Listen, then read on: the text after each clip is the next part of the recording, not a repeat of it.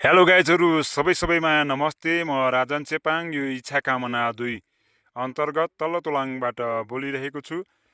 यो भिडियो चाहिँ एकदमै खेती किसान दाजुभाइ दिदीबहिनीलाई एकदमै उचित हुन्छ, किनकि तरकारी व्यवसाय गर्न पनि अलिकति एकदमै दिमाग लगेर तरकारी खेती गर्यो भने चाहिँ एकदमै उचित राम्रो हुन्छ। किनकि जस्तो पाए त्यस्तै तरकारी व्यवसाय गर्दा आफैलाई घाटा हो, किनकि गर्न सके के हुन्न, गर्न सके यही माटोमा सुन फल्छ भने जस्तै आज मैले यही माटोमा टमाटर फलाइरहेको छु। हजुरले प्रत्यक्ष भिडियो मार्फत देख्न सकिन्छ।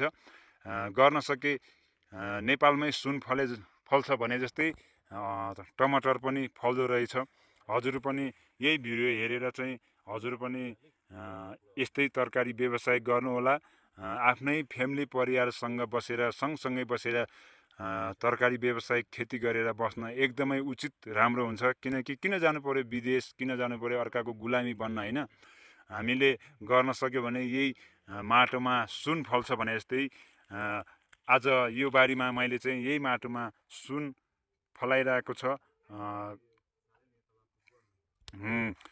टमाटर फलाइरहेको छ। किनकि हजुर पनि यो भिडियो हेरिसकेपछि के कस्तो लाग्छ, यो भिडियो अन्त्यसम्म हेरेर के कस्तो लाग्छ त्यस्तै प्रतिक्रिया दिनुहोला भन्दै म अझै योभन्दा पनि अझै राम्रो व्यवस्थित तरिकाले मैले तरकारी खेती गर्न मन थियो, तर कुनै